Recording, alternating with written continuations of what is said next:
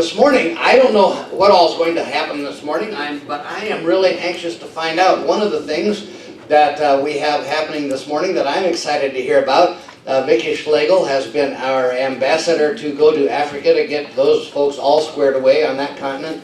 Anyway, she really, I don't know what all she did, but I think it was a great experience, and I am really anxious to hear.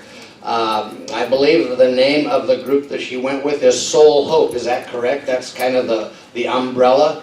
And so Vickie is going to come and tell us a little bit about, you are going to come and tell us, are you? I didn't know if you were going to want to hang back there, but I would like for us to be able to get it, because I know that you, whenever you say anything, it's worth paying attention to. Would you tell on that? Well, I've tried, you know. It's kind of like you can always tell an Okie, but you can't tell him much. Yeah. That's okay. So a couple of things. One, Larry and I didn't communicate throughout the week, so I didn't come prepared. And Ron warned me that I might get called anyway, so that's one time in our marriage he's been right. And he picked you. Well, there's that. The other thing is, what's the other thing? I'm not a professional speaker, so you get what you pay for. Just bear that in mind. It's funny that Dennis gave a little homily on send me. Mm-hmm. Because when you ask God to send you, He will send you. He might not send you to Africa, but He'll send you somewhere. So, a couple of things I'm just going to read to you real quick. One is a verse that came to me before I left, and then, again, I don't want to cry the whole time I'm up here, but I just might. That's all right. It came to me again when I washed the first pair of dirty little feet. Wow, wow, wow. How beautiful upon the mountains are the feet of him who brings good news, who proclaims peace, who brings glad tidings of good things, who proclaims salvation, who says to Zion, your God reigns. All right. Some good stuff in Isaiah. And then the other is from a devotional that I finished this morning that I purposed to finish while we were gone, but didn't realize that Wi-Fi would be like hen's teeth, and I couldn't pull up my online devotional without it. So this was the last day of this particular devotional. Doing things that matter won't happen by accident. They happen on purpose. Your story will become exactly what you lead it to become. If you want to have a life watching TV and eating Cheetos, that will be your story. If you want to give your heart to anger, regret, or unforgiveness, then that will be your story. If you want to give your best chasing money or obsessing over sports, then that will be your story. If you, and this is me, if you want to cling to security measures that keep you grounded in the sea of sameness, that will be your story. But if you become a person who has a life full of doing things that matter, then that will be your story. You only have one life to live, and no one is responsible for it but you. He calls us out of the mundane and mediocre, and He beckons us to experience life to the full. What if you allowed the seemingly impossible to become possible? What if every day you made choices that caused you to live differently? What if you loved God and others with reckless abandon? What if you never allowed fear to stop you? If you pursue the journey to dream wildly, live differently, love recklessly, and lead courageously, all for the glory of God, you will discover a life that is well lived. Don't just do something, become someone. Wake up every day and choose to be who God has called you to be. And that's kind of the backstory. I know that none of you have noticed, but I'm getting older. And with that comes things that get shifted to the no longer an option list. And I really felt like going someplace like Uganda was no longer an option. I had some health issues, and I'm not very coordinated, and sometimes I fall down, and sometimes my brain doesn't work like it ought to. But I applied, and I was pretty honest about my condition, and they accepted me. I don't think they were very discerning about who all they accepted, but they accepted me. And my daughter, which made it doubly special that we got to take such an adventure together. And Africa is far. It's really far. Like Miles City is far, and Boston is far, but Africa is far. It is so far away in terms of miles and everything else, far away from anything I have ever seen or known or experienced. From the minute you get off the plane, it's different. There's no AC in the airport. There's no AC in the van. There's no AC at the guest house. There's just no AC. And precious little ice. And it was in the high 80s with humidity about that every day. So you become very grateful for a cup of warm water. Wow. And you realize that I read a statistic some time ago that if you live in the United States, no matter what your fiscal worth or financial condition, you are richer than 99% of the rest of the world. Wow. And I didn't believe it, but I believe it now. No matter how poor we are, we have resources in this country to turn to, and in Africa there is no such thing. If you are an elderly woman who has no family and no children, and you fall in hard times, you may as well just lay down and die. Wow. If you are a 14-year-old girl whose family consists of maybe 9 or 10 other kids, and your parents just can't feed you all, and so they marry you off to someone, you don't have a choice. You just go with that man and you start having babies year after year after year. And not to get political, but all of the people, the last couple of years, all the women who have been wailing and gnashing their teeth about accessibility to birth control need to take a trip to Africa. Because it's a real deal there. Not so much here, I don't think. So anyway, I went with Soul Hope, whose mission is primarily to eradicate the infestation of jiggers. And when you just say that, it doesn't sound like a big deal until you can look it up online. But looking it up doesn't really convey the sense of what change they bring to the life of a child or even an adult who can no longer walk, who is an outcast because of old beliefs about where they come from and what causes them. And in the little people, because they are a parasite, they also suck up what little nutrition that child is getting. So you have kids who are 3 and are the size of maybe an 18-month-old because of a heavy infestation. They get them just from, these kids don't have shoes, they don't know shoes, never mind 15 pairs of $100 sneakers, and $100 is probably cheap these days, I don't know. So they get in their feet and their hands because those are the primary places that come in contact with the ground consistently. And if you have one, you soon have a colony, and they are multiplying and growing at an amazing rate. We saw some adults who were treated at the first clinic we went to, hundreds of jiggers removed just from their feet alone, never mind their hands. And the one little guy that I got to, I washed his feet and then got to, because he was one of the last in line, got to hold him while they took the jiggers out of him, because there's no anesthesia, and they use a razor blade and a safety pin. And so they need to be restrained somehow. And I thought about my grandkids and their little feet, and how they're so pink and precious and fresh. And these little guys who've never worn shoes, their little feet are hard and callous. They didn't know what was going on. So I just held him and sang, "You are my sunshine." And then when we were back there 3 days later, he had obviously forgiven me because we were friends then. But to watch that happen to someone is awful and wonderful. And I think that would sum up my entire trip, would be awful and wonderful. Because there is a lot that's awful in Africa. There is a lot of darkness. But Jesus is there. Yeah, amen. He's there in all these points of light that we got to see throughout the week.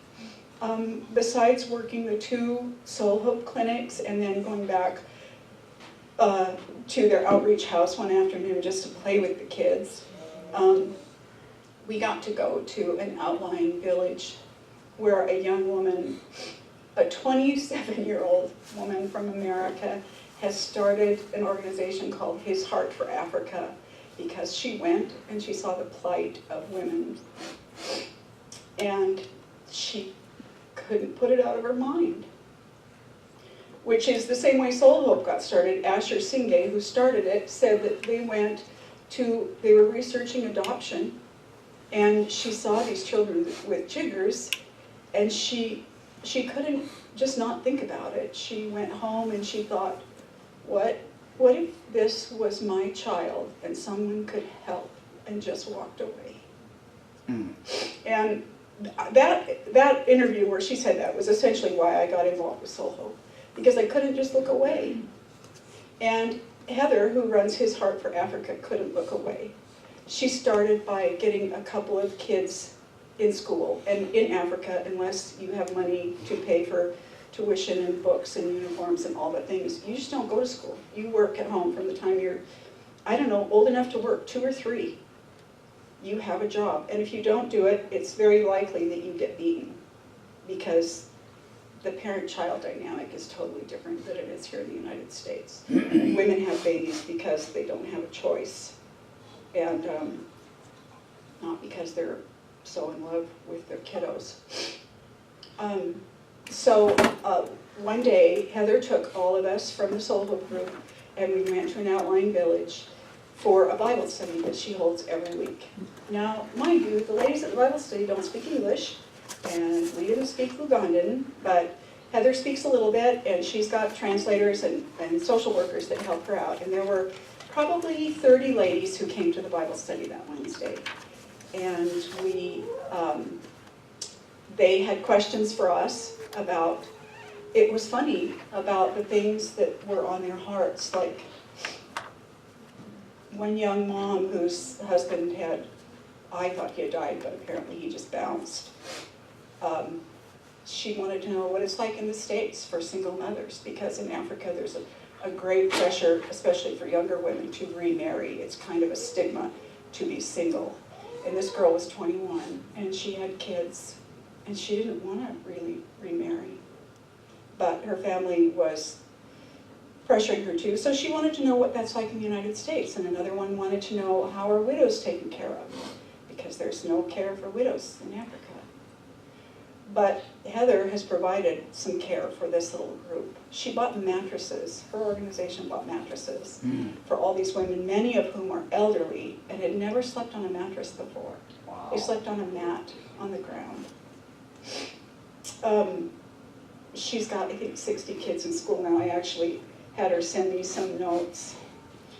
They give out food every Wednesday also, and she said, granted, it's an incentive, but they have a really dynamic Bible study. It was so good to hear Heather teach, and then the interpretation, and then what the ladies had to say about it. And they get it. They get it, and they want it for their country. They just don't know how to make it happen in the everyday world where they have so little power. So what Heather wanted us to know is that they have this tuition scholarship program that covers costs, lunches, uniforms, school supplies, and medical care. Elderly care program that supports 15 elderly, including some that are handicapped, one lady that is blind that we met, and just people not strong enough to make a garden. Because if you can't garden, you can't eat. They give out some food, they have their Bible study, and man, when they worship, let me tell you what, there's no sitting in your chair. Well, there's no chairs, so there's that. But you don't sit, you get up and dance. There's dancing. It was awesome. They're teaching them new farming methods to get more from their farms or gardens. And she's now started a piggery that is going to give these ladies a pig to raise and either breed for more pigs or sell for money to buy more pigs. I mean, these people buy into it. They're not getting handouts. It's such a great organic way to help people. and then they have pride in what they've done. They become self-sustaining, and the great thing about the people we met in Africa that have received some sort of help like this, they want to help the others. There's a woman who cooks at the Soul Hope Guest House. She has a Mexican restaurant. She's from Uganda. She's never been out of Jinja, and she has a Mexican restaurant. She started out with a street stand where she makes sort of the African version of lefse or tortillas. It's called chapati. And she knew she could do it, but she didn't have, not a building or a cart or a vehicle. She didn't have a rolling pin, people. She had to borrow a rolling pin. And so she begged a guy she knows that had a little restaurant, and he didn't want to let her have it because he only had 2. But he loaned her his rolling pin, and she started up her little street stand making chapati. Wow. And then that translated into, eventually, she has this restaurant, which is amazing Mexican food. And she employs people. She has, I don't remember the numbers, like 8 or 9 biological children, and then 3 adopted children. Here's somebody with nothing who has adopted people into her family to care for. Now, if that doesn't make you a little bit ashamed, you're probably asleep. Because it made me very humbled to be around these women who have really what we would consider to be nothing, and who are sharing what they have to pull somebody up, to pull somebody along with them in success.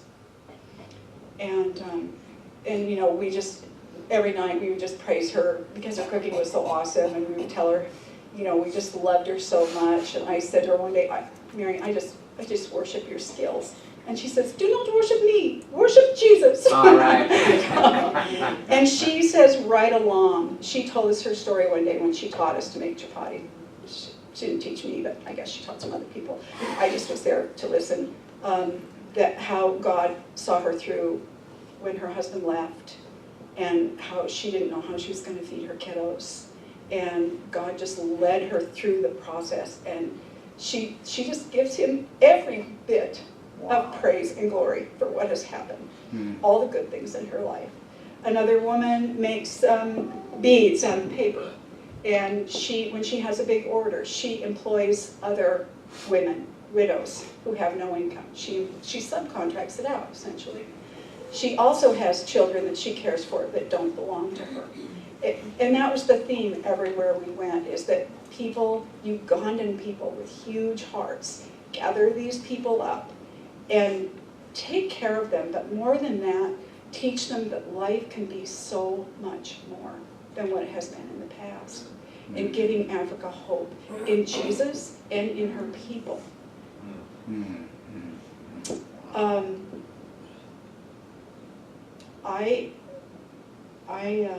I'd go back tomorrow if they called me. Ron would be upset, though, because he'd have to take care of that crazy dog.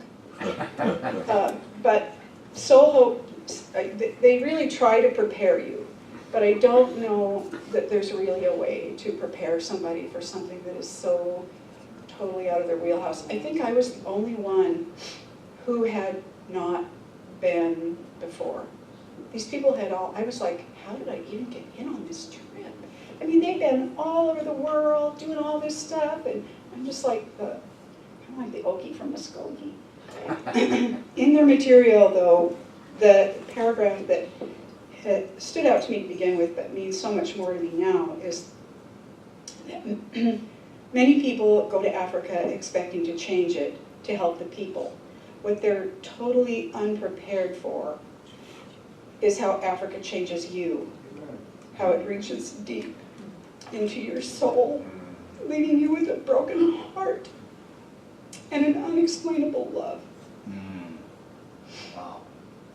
Since I came home, I kind of feel like maybe somebody who's had a near-death experience, I don't know. Like all of this has kind of faded, and I just can't get it out of my mind.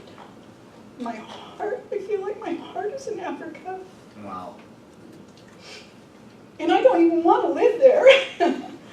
But I'm so grateful for the opportunity to be made aware not only of how some of the rest of the world has to live day to day, but how God uses people everywhere. No matter their backgrounds, no matter what they look like, no matter their education or lack of education, He just looks for willing feet and hands. Wow. I probably should stop. You're good. There's something on your heart, go for it. This is wonderful. I just want to say that the plight of women in Africa is horrendous beyond belief. And I don't consider myself a feminist, but when you see these girls married off as young teenagers who then have all these babies, 8, 9, 10, 12, those aren't outrageous numbers.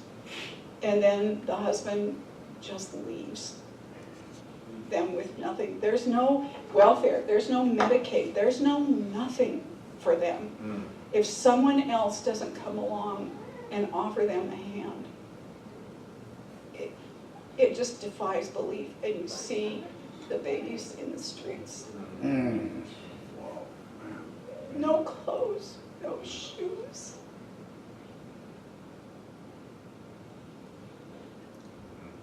It's unbelievable that anyone would have to live that way. But for the most part, they aren't.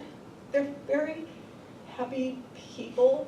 They're very, especially those who are Christians, they get to talk about the Lord.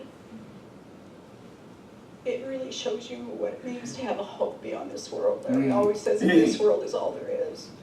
These people realize that they really have something better to look forward to.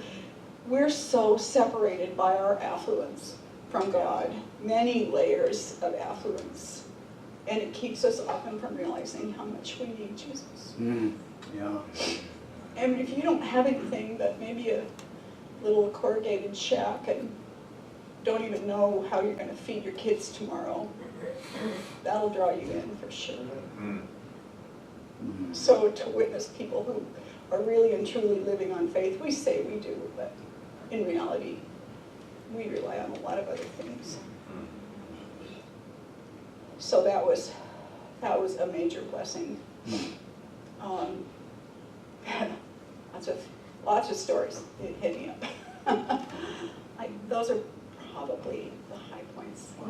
I'm pretty sure we took a trip one day to the sun. We climbed on roads that I would not. If Ron had been driving, I would have been like, let me out, I am not going.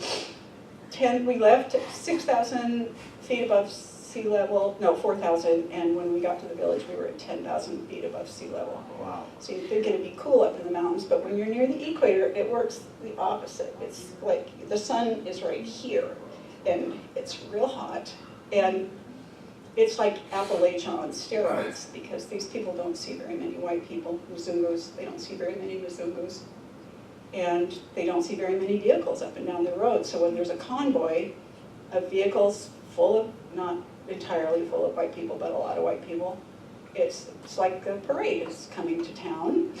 And I must say that African hospitality puts ours to shame. When we arrived at the guest house, there was singing, and I don't know what they call it in African, but in Native Americans call it ululation, which is just a show of joy, a verbal show of joy to see you. Nobody's ever been that happy to see me, not even my dogs. They did that when we went to the women's Bible study, when we got to the village for the outreach. The kids from school came and sang to us in English. We are so very happy to see you. Wow. And then they lined the road as we left, waving like we were, I don't know, celebrities. It was pretty awesome. And then when we went to the women's Bible study, the women, these old bent over women came running to greet us and grab our hands and kiss us and say how honored they were. They were honored? Are you kidding me? We were so honored and blessed to be with them. Wow. Just everywhere we went. It was more fun than the one and only cruise I've been on, but not in the same sense of the word. And time and money well spent. If you get a chance to go, just go. Just go. Vickie, you know, a few years ago we had those parties where we cut jeans. And Yes. Do they still use those? They do. They've changed the protocol for how they do the shoe parties. And they sell kits now and only a certain number per month. But I talked to Holly, who was our group leader, and I told her I had all the materials still at home and asked her if I were to do some parties, could I just send them directly to her because she manages stateside operations. And she said yes, that would definitely be welcome. So we could sure do that if I could find a place other than my house, which I would have to clean. So after they remove the jiggers, then do they give the people the shoes? They give the kids shoes. The outreach clinic that we went to, we removed jiggers from 118 kids. No adults at that clinic, although there were some older kids. It was real hard for them. And they handed out 633 pairs of shoes. Wow. And probably would have been at least 700, but they ran out of some sizes. So the other thing, we got to, because it's all right in the same compound, we got to tour the facility and see the tailors and the shoemakers. And they are all Ugandan, and they're so proud of their work. They wanted to show us every step of making the shoes, because it's an honorable living. They're getting paid a living wage, and they're doing something that helps their countrymen. So they're very, very proud. And you know, the conditions they work in, even though they try to provide good conditions, there's, like I said, there's no AC. They're in these little warrens of rooms that feel like they're about 190 degrees and not a breeze to be had. But, so it was fun to see the end product of all those shoe parts that we had sent, how that all works out, and then to see the kids with their shoes. The only pair of shoes they've ever had. And so they send them home with the shoes, also with instructions for staying jigger-free, and then they do a follow-up to see that they still are jigger-free and to make sure they're wearing their shoes, because some of the kids, it was like a prize, you know, when you get something so special and you don't want to use it, like they were carrying them around. It's like, no, baby, you got to put those on your feet. You don't get it. I don't know where I was going with that. Anyway. So you talked about the people who made the shoes. Is that something that, like, from the States or other places, they send materials? Or is that They just... send the denim from the States, all cut into pieces according to size, and then Rena knows. You package them up, each pair pinned together, and send them off, and then they have, they use tires for the soles, but there's another layer there, and I forget what it is, but all that is just sourced locally. I mean, heaven knows there's a ton of tires to be had. I mean, just walk down the street and gather up tires. Really? Yeah, that was one of the things. I think besides the plight of the kiddos, the thing that most shocked me was garbage everywhere and the smell. Ronnie will tell you I have an extra sensitive smeller, which is not always a blessing. People smell different when they don't bathe. You know, I can't really say better or worse, just real different. And sanitation, when it's not handled, has a real bad smell. Flush toilets are nice. Just when you go today, just be grateful for that. Be grateful that, I'm gonna get graphic here, that you're not standing over a squatty potty in a long skirt. Because let me just tell you, it's a challenge. Just everything you can think of. Wow. This is yours now. Can you have this back? Well, you know, I don't know if there's anything more important than we can do than just, if you have questions or things like that. Somebody, yeah. Vickie, so I just wanted to ask you, are there teams going out regularly through this ministry that you Through were part Solo, of? they just opened up another trip now I saw online. Okay.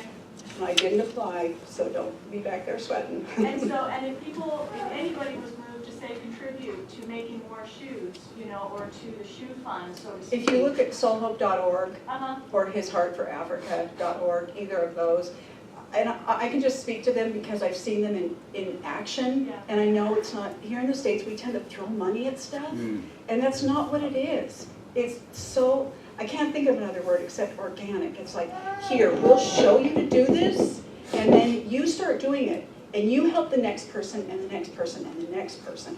And I think that's far more effective than just sending somebody a check every month.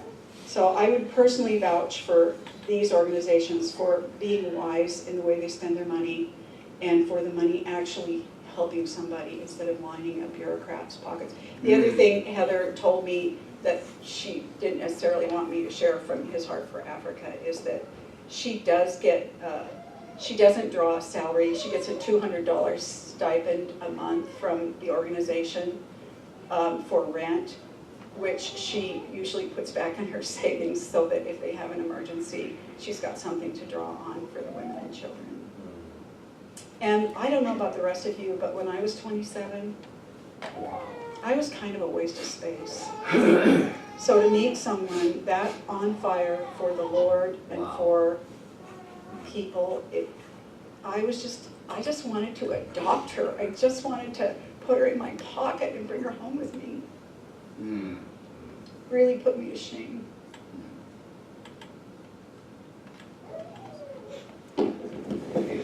Yeah. Well, shoes are a big deal for me, not because I'm a Zelda Marcos.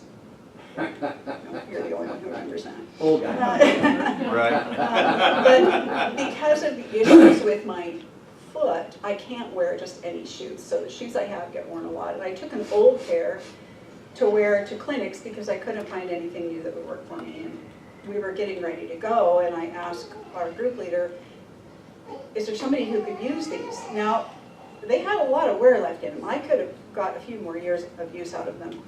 And she said, I don't know, go ask the girls in the kitchen. So I went, and everybody there was bigger than I am. Shocking, I know. But there was a little gal in there who must have worked with the tailors or something, because I hadn't seen her in the kitchen before. But the two gals I knew, I held up my shoes and I asked them if there was anybody they knew who could use these. And they both said, those are too tiny. Give them to Betty, she is little. Well, Betty didn't speak a word of English. So I gave her the shoes and she put them on. And like I said, they had wear left in them, but they were obviously worn. They weren't something I would wear to church or even to town. I mostly wore them at home at the lake. And her face lit up like it was Christmas morning, and she just got a freaking pony. Wow. She was so delighted. So I told him, from now on, Betty is Montana, because she got Montana feet. So I did leave a part of me in Africa. You may have to go back and get it. Because she'll probably outgrow them. Okay, I'm done.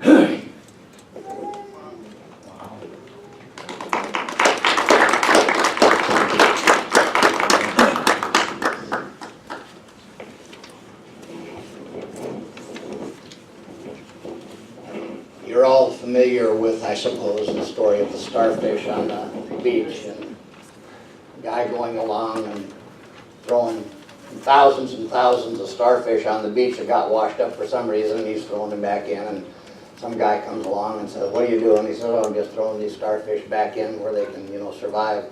He says, man, there are a jillion of them out here. You're not going to make any difference doing that one at a time. He says, well, maybe, but it'll make a difference to this one, and throw it in, It'll make a difference to this one, and throws it in. And I don't know about you, but this morning in Sunday school class, and incidentally, I would encourage you to be there, just some fascinating discussions we're having. This morning we were talking about faith, and a lot of it, to me at least, it was an intriguing discussion. But to see what one person's life can do when it's committed to the Lord. You know, we take things so for granted because of where we are and who we are. We don't even, it just doesn't even, we don't think about it all. You know, in our home, we have been thinking about things from a little different level, having, you know, our son-in-law Jason living with us. And, you know, he's young, fit, you know, active guy, you know, border patrol agent, all that kind of stuff, out and around doing all this stuff, and then all of a sudden, he's a paraplegic. And, you know, hearing him, or even Lori, you know, sometimes will make a comment, look at that guy is just walking. You know, we don't think about what we just take for granted, that we can see, that we have. We can go down to the store and get glasses, and if we step on them, we can go get another pair. And, you know, if our shoes get a little hole in them, well, so what, you know? Buy another pair, 2 or 5, or just pick up some of them we already have. And clothes, man, we got closets full of clothes. We got clothes we don't even wear. We got clothes we only wear, you know, once or twice a year because of, you know, and all these things that many people in the world, probably the vast majority of the people in the world, just couldn't even comprehend. So we are blessed. I think perhaps one of the more significant things that was expressed was that it's not necessarily that we go to Africa to change Africa, or that may be why we go, but in the process of going, our hearts are stirred. And that's how I think vision comes. And as it relates to what we as a congregation do, you know, many of you may not be aware that as a congregation we're involved in trying to help a lot of different things. And we send funds to various people. I mean, a lot of times it's vicarious, but we have the Feeding of the Flathead and Neighbors in Need and those kind of things, a Ray of Hope that we try to locally help as we can. But it's when someone gets a vision and a burden for a particular need where we, in this little corner of the world, can have an impact on another little corner of the world or individual people in that corner of the world. It just makes it a whole lot more alive and vital, doesn't it? And so I'm stirred, and I hope that you're stirred as well.